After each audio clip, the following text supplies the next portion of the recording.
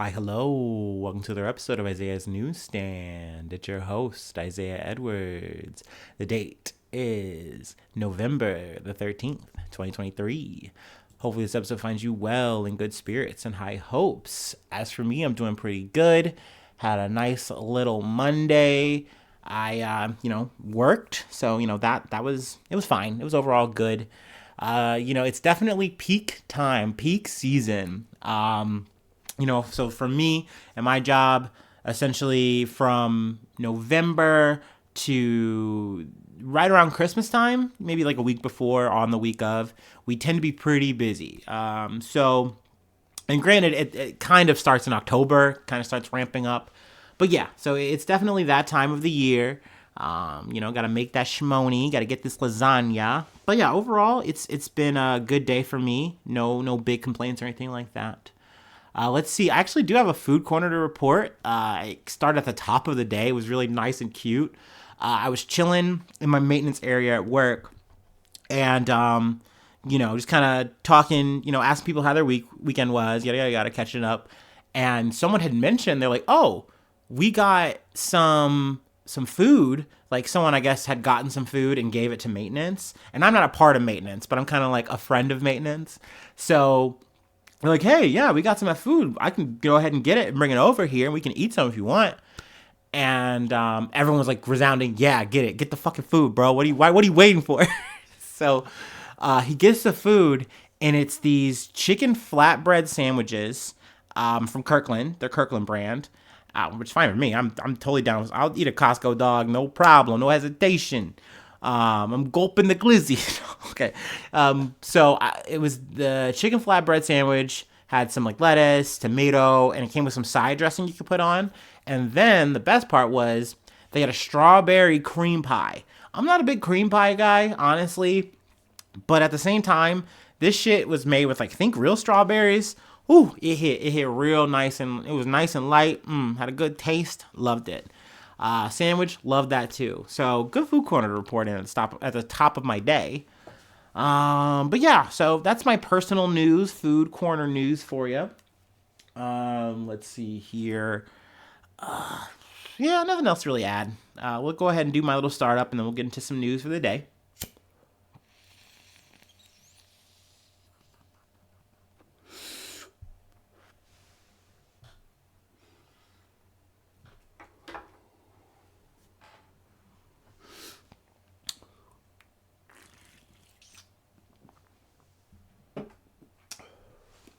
Actually, I lied.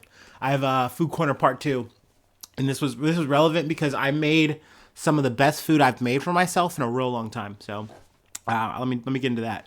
I I was at the grocery store, and I decided to myself, today is the day that I'm finally gonna make a chopped cheese. I'm just gonna do it, and this sparked for me, and I was like, okay, let's get the meat. I got the meat, which was like some beef shaved steak, and then I got these rolls. They were like two for $1.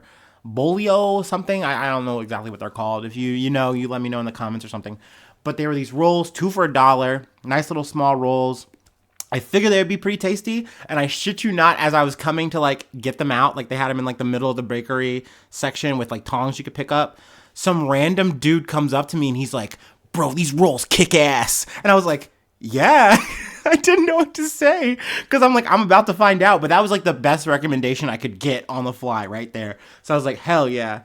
So I get these rolls, I go home and make them. Like I said, I'm making a chopped cheese. I'm making a little Philly, at least, Isaiah's way.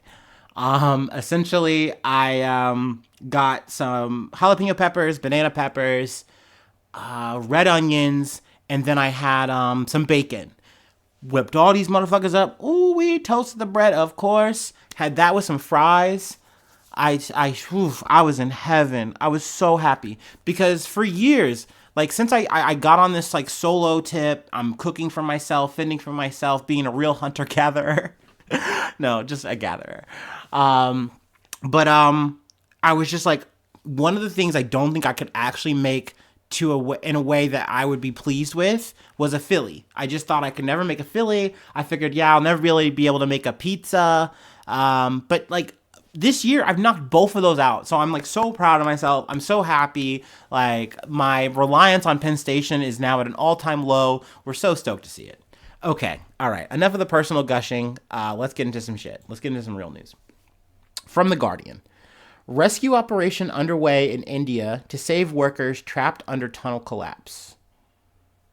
A huge operation is underway to rescue 40 construction workers trapped after a tunnel partially collapsed in the Indian state of Uttarakhand.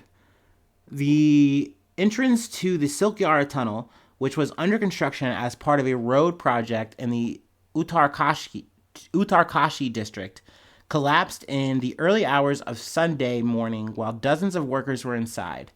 On Monday, officials said contact had been made with the 5 trapped workers using walkie-talkies and that all those inside were alive. Funnels were inserted through the collapsed construction to get them oxygen and compressed food packets. Now, just to summarize the rest of this shit, they are still under the rubble, or still, in the tunnel. They're still trapped, but, it looks like projections are good. It seems like from any kind of new news I've heard from this that like maybe it looks like maybe 2 days it might take to get them out, but it's good that they're going to be able to get them out. So, I've covered kind of stories similar to this, and it's always very harrowing, very like potentially tragic because it's like, oh my gosh, people could die here. That's 40 fucking souls. So yeah, definitely super scary, a lot to go on, and I'll definitely keep you posted, hopefully sooner than later on this subject, on this topic. But yeah, let's go ahead and hit that and run. Let's move on to the next subject, next beat. From Al Jazeera, UK Minister Suella Braverman, might be Braverman, we're going to say Braverman. UK Minister Suella Braverman fired. Here's what to know. First off, boo this woman. I gotta say it. I'm keeping it 100 real. And don't get me wrong, fuck every Tory. Everyone. That is essentially, if you're not, acquainted, that's like the Republican equivalent to what like UK has in their government. So it's like, look, the podcast, the fucking vibe. Like, I don't fuck with Rishi Sunak. I don't fuck with Sarah Braverman. I don't fuck with any of these motherfuckers put up. Boo all of them. And granted, Labor is also annoying, which I've come to learn, which I was not surprised about, because if they're the Democratic equivalent, then of course, all these motherfuckers are just talk a lot, do nothings, and don't actually show up when you need them to. But anyway, let's talk about the problem at hand. British Prime Minister Rishi Sunak has sacked Home Secretary Suella Braverman. I'm switching back and forth, fuck it. After mounting pressure on him to act against her. Here's everything to know about Braverman and why she was sacked on Monday. The government said Braverman had left her job as part of a cabinet reshuffle ahead of a general election expected next year. Also, to add here, they're expected to get trounced in this shit and finally lose after, I believe, 13 years of power and leadership. I guess finally UK is like, maybe we should switch it up. Maybe it's, time for a fucking change. But even then, I'm holding my breath because, what's another year? If you guys are used to this fucking shit, apparently you're gluttons for punishment. I don't fucking know. But let me get into the heart of what actually broke the camel's back here. But the dismissal came after Braverman drew anger from within the Conservative Party and the opposition Labour Party. After pro-Palestinian protests in London, she wrote an opinion piece for the Times of London, which was published on Thursday. In it, she blamed the police for playing favorites and for taking a lenient stance towards pro-Palestinian protesters. She described the protesters as pro-Palestinian mobs, which is her positive connotation, and hate marchers. Essentially, just taking the line of like what pro-Palestinian protests are right now are anti-Israel, and all they want is to encourage terrorism and promote violence, and they're all bad. And essentially the only thing that she can use as like references and reasons are like the small minority in all these protests that happen, where it's like, oh yeah, you can find a violent like party here doing something, saying something that is not right. But you can do that in any fucking protest. And what is really sad here, really fucked up, is the spin here is like, oh, let's say 100,000 motherfuckers come out and protest in London. That's real shit. That's fucking happening. They go, oh, well, this small group of people are saying and doing something that is really bad and really fucked up. So we're going to say it's all of that. And you should put the kibosh on all of that shit. Which is like, no, that's not how this fucking works. Just because you guys have all decided that we are the Western hegemony and we're just going to back Israel here and you guys have to toe that line or it's fuck you, go to jail. Like, that doesn't mean you can legally do that shit, motherfucker. You cannot. And, like, essentially what Tories have been trying to do with, like, Braverman at, like, the helm kind of screeching is saying, hey, law enforcement, why don't you fucking make this shit illegal and crack down on these motherfuckers? And they go, well, we can't do that because that's illegal to do. Like, they have a free right to do that. Now, granted, they have tried in so many ways just with their laws. It's like, I think you can only do something like a standing protest. So essentially, if it's like any kind of movement, it might potentially get you into trouble. But essentially, they're going through all the protocols here, doing all the right steps. And, like, I think there was like a big boiling point over the weekend with like a Remembrance Day or something we had Veterans Day this weekend. I think it's something akin to that. Maybe I'm wrong. Fucking roast me in the comments. I got that wrong. But essentially they said, hey, we want to take this march. We want to have this protest. We're going to do it, but we won't take this route. We'll take another route. So that way, like, that's the grand compromise here. And they talked with police. They got that okayed. And, like, leadership was like, oh, you shouldn't be okay with this. And they're like, we have to be okay with this. Like, we're not gonna do something illegal. As long as they abide by, do the right thing, we're gonna be fine with this. And essentially that's what kind of leads to her kind of saying, hey, you guys are being biased. You guys aren't fucking cracking skulls over there. So you guys are clearly playing favorites. It's like, no, man, they have to do this shit. That's the law. Like, it's so crazy that you're so alt-right that even the cops can't walk with you. Like, they can't go where you're trying to go. They cannot be led where you're trying to take them. So, yes, this, and I'm honestly surprised that this is what took. This is what it took for Rishi Sunak to finally, like, say, hey, I got to ice you. I got to let you go. But I think it's just one of those things where it's like where the pieces are falling for Rishi Sunak and the Tories is that, hey, maybe we can save face here and, like, not make this the worst blow. Maybe we can right the storm. So if Sarah Braverman's not doing it for us, if she's not the populist we need, then get her out and, like, put a tourniquet on the situation. Now, I know that there are some Tories that are saying, oh, this is a bad call, that wasn't good. But I think overall, they're fine with it because, they just are like, yeah, she's barking a little too loud. You feel me? And there's just people who are naturally going to be like, no, this is fucked up. We're allowed to protest. This is only going to make more people mad and give more ammunition to the Labour Party. Let me get to the second act here. In the reshuffle triggered by Braverman being fired, Sunak appointed James Cleverly as the new Home Secretary. Until then, Cleverly had been serving as Foreign Secretary. To replace him, former Prime Minister David Cameron was appointed. Cameron stepped down as Prime Minister in July of 2016 after his bid to keep Britain in the European Union failed. 3 months later, he resigned from the Parliament in the wake of Britain's vote to leave the EU. So he's kind of, I guess, a controversial guy in some ways for the Tories. I know there are some people voicing outrage about that. I personally don't care. All these guys are fucking boo-boo Tomato Town to me, so fuck them. But, that's talk of the town. That's, I think, yet again, where we will leave it. Let's move on to the next thing.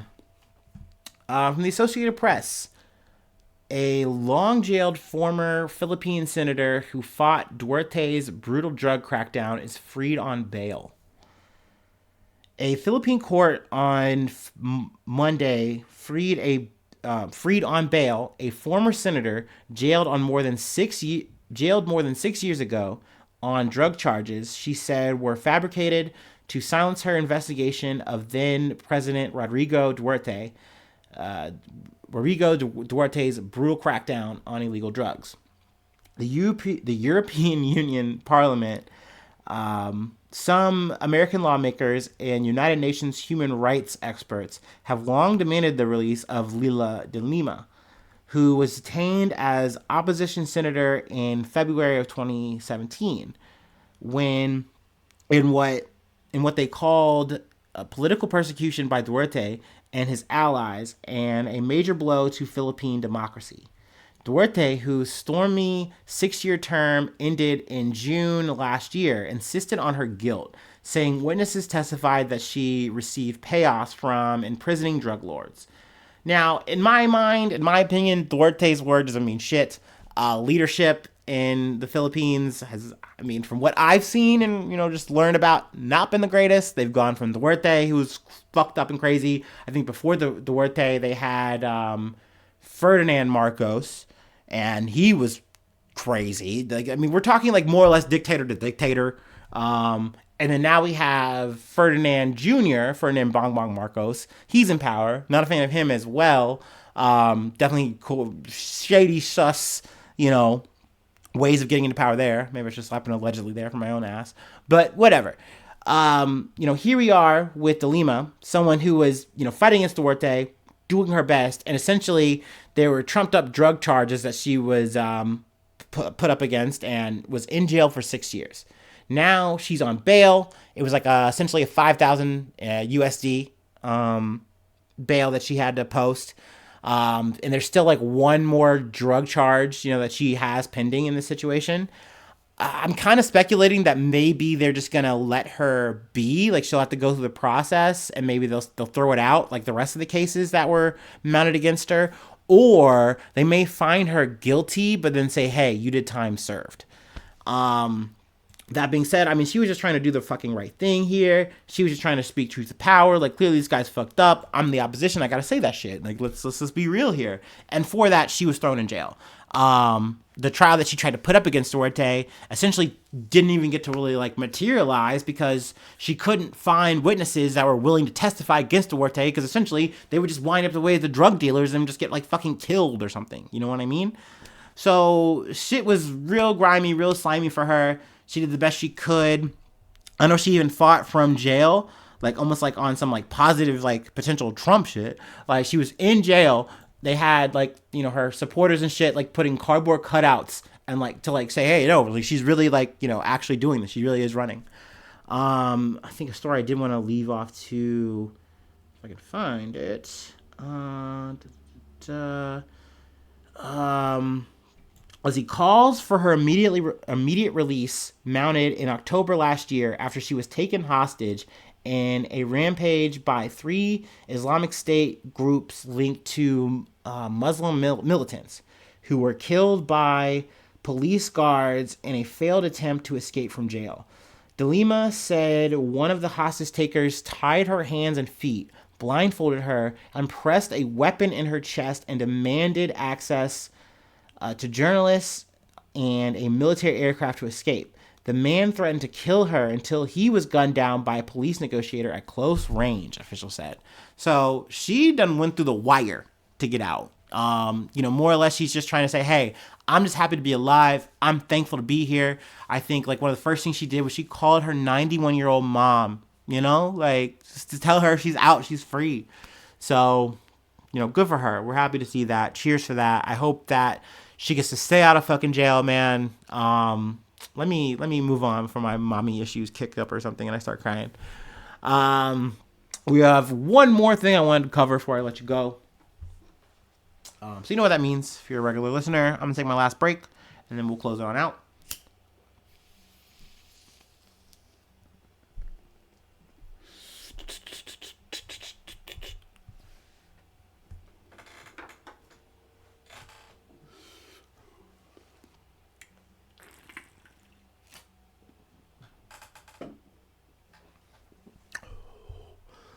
Ooh.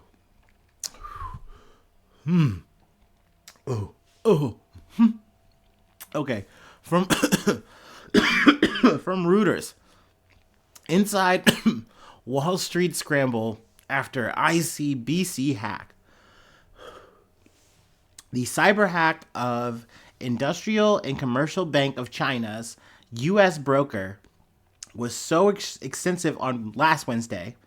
Even the corporate email stopped working and forced emails to and forced employees to switch to Google Mail, according to two people familiar with the situation. The blackout left the brokerage temporarily owing BNY Mellon, BKN, $9 billion, with a B, an amount many times larger than its net capital, a measure of resources at hand to promptly satisfy claims. So essentially, they got so fucked by this ransomware that they essentially had to have an instant on-the-spot bailout by China's government, like of $9 billion to cover the spread till they got their shit back on and going. So I know last week we covered Boeing, and they got hit by Lockbit. And so I knew that story caught my attention more or less first. And so I was like, okay, let's cover that. In the weeds of everything, I missed this story, but I was like, oh, I got a reminder about it. So I was like, okay, let's cover it today. And of course, yet again, Lockbit got these motherfuckers too with ransomware. So in the situation here, I don't know if it's necessarily so much about information, like, oh, we siphoned all this information and now we're going to hold it hostage. You have to pay us. I think in this situation, they locked them down until they paid or they were able to get their systems back online. And in that gap of time, money is being lost, which I totally get. If you're an exchange company, this is one of the, like, you're a bank type motherfucking thing. Time is literally money. Like, while your shit is open and going, like, shit is supposed to be happening. And when it's not happening, money is dying on Vine. That's not good. So this seemed to be like much more of a catastrophic situation. Like, Boeing was able to just like send a series of statements and it's like, oh, okay, yeah, it's fine. It's being dealt with. Like, it's okay. Everything's protected more or less. You're good. Don't worry about it. But for ICBC, which I'm probably getting wrong. Yeah, oh, I got it right. Hey. They were in the fucking weeds. They were pretty fucked here. It seems like they're more or less back on track, but it seems that maybe the lesson to be learned here is that you need to actually take cybersecurity very fucking seriously, which for me, I know that that's a very cyclical conversation, because naturally you can always up and up and up and have better cybersecurity. But the problem is that costs a lot of money. Like, that is the upfront thing that obviously in a capitalist fucking society, everyone hates. You do not want to have to deal with that kind of overhead to keep your shit safe. At some point, you maybe say, hey, let's just be a little bit more efficient on that end and maybe not do so much, maybe scale it down, yada, yada, yada. Also, another thing is that you can build a perfect fortress and you can make it 100% secure. It is technically possible until AKA maybe like the hacker makes the best exploit or thing, whatever, and then you have to trump that, but you can do that. But then the problem is, if you make this thing quote unquote 100%, most likely then it means everyone that has to operate within said system is miserable. They cannot operate effectively or efficiently. You cannot exchange the information you need to do the job well and easy, and then thus money suffers and then yet again dies on the vine. So you don't want that. So you have to find this harmonious thing here. And I think that is something that companies do struggle and strive for. I think often fail because they often want to worry about the bottom line more than the security at the end of the day. And often it takes a hit like this, a punch in the mouth, and really makes you go, oh my God, we bled money today. We bled so much money. Because though this $9 billion is getting covered, somewhere along the line, money is definitely being lost. This is just a really bad black eye. So yeah, that's more or less where I wanted to leave it. Also, I kind of wanted to go on a bit of a tangent here because there was some news I felt like I just kind of got lost on the weeds about, or just not lost in, but it's falling through the cracks, so to speak. So let me just maybe do like a quick rundown here. I don't know if you're super familiar with Omegle. That's okay. I lived a Christian lifestyle, so I never touched this site, but I did hear things. So apparently Omegle last week officially went belly up. They shut down the site. But let me just do a quick little Wikipedia definition of what happened here. Omegle was a free web-based online chat service that allowed users to socialize with others without the need to register. The service The service randomly paired users in one-on-one chat sessions where you could chat anonymously using the names you and stranger. It operated from 2009 to 2023. But let's click on why is Omegle shutting down. Omegle, a website and app that connected random strangers, has shut down after it faced a lawsuit charging it with facilitating the sexual abuse of children. The site was launched 14 years ago to provide a platform for random and spontaneous conversations between people from around the world. Now, that last part is like, it feels like naive to like kind of say like, yeah, that's what we want. I want random people to kind of make it like chat roulette. That's when like this kind of term was like a trendy thing when it came like to Omegle and shit. But it always distilled into this freak show horror fest. And like, that's why like, you know, this fucking shit happens was in terms of this whole lawsuit. Obviously a huge black hole thing, very crazy. If you go onto Omegle now, you try to log in, or not log in, but you know, click on it. It has this whole letter, I think, from the, you know, creator of Omegle or whatever. Big long thing. I like kind of quickly perused it, but yeah, that was a thing. That was, I guess, big news that happened that I missed. I know locally, I think they heard something about like 10 kilograms of cocaine was found. I was like, oh wow, directly from Mexico. I don't know. There, someone died from Ozempic. That was like kind of scary. So you know, buyer beware there. If you know, you know, I guess. But yeah, that is where I'll officially. One more thing. It was sports thing. Apparently, like I think the University of Michigan, their coach or something was like suspended, for like doing illegal play calling. But like, they were like going to schools and like picking up their play calls so they would know what they were when they played them. And apparently, that's something.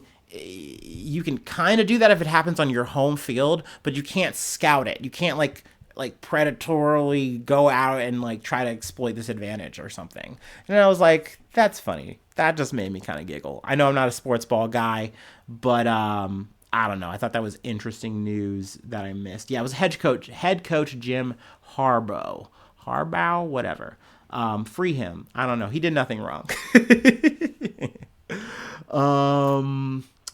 Yeah, there we go. That's where I want to leave it. I feel good now. Thank you so much for tuning in. Thank you so much for being a friend. And hopefully I see you soon for some more good news. I love ya. Bye-bye. Mwah.